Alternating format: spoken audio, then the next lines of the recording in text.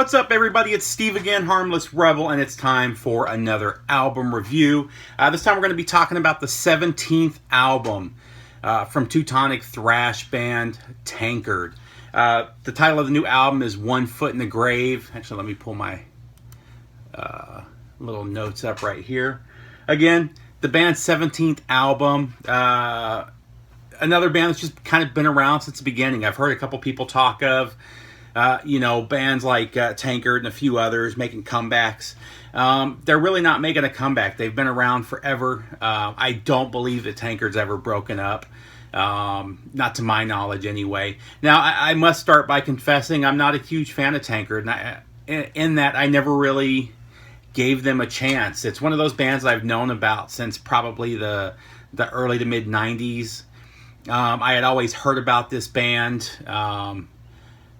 when I was getting into bands like Creator and Sodom, the other or two more of the big four Teutonic thrash bands or German thrash bands.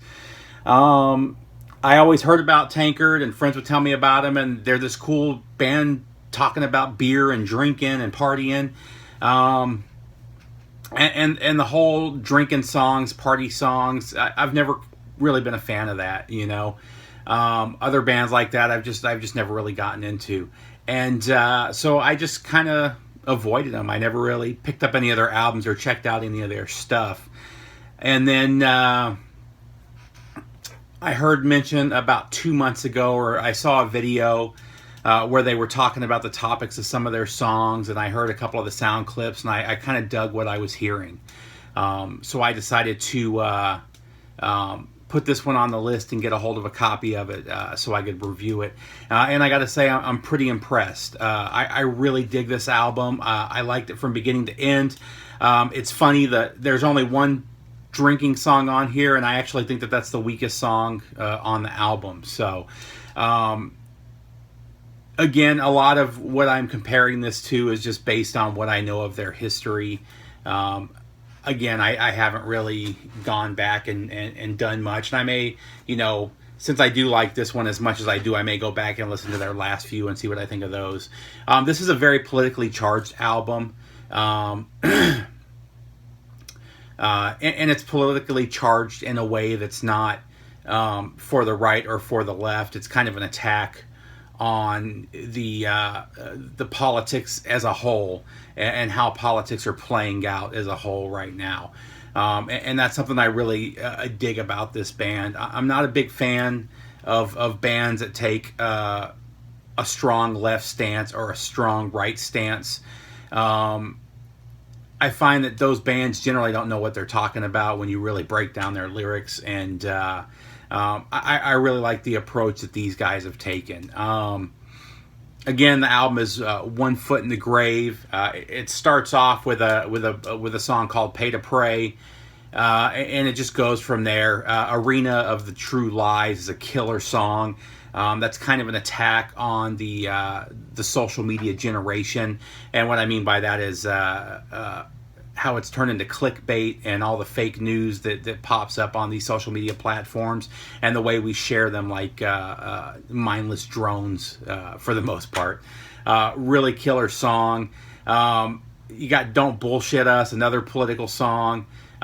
Rolls into One Foot in the Grave, and I'll put a link. There are videos for, I believe, Arena of the True Lies and Syrian Nightmare, and I'll put those down below. Syrian Nightmare is a killer song. Obviously it's about Syria, but it's from the point of view of somebody, a non-combatant, a civilian in Syria, and what they must be going through, or what they are going through. So very cool song. Northern Crown, Lament of the Undead King, another cool song.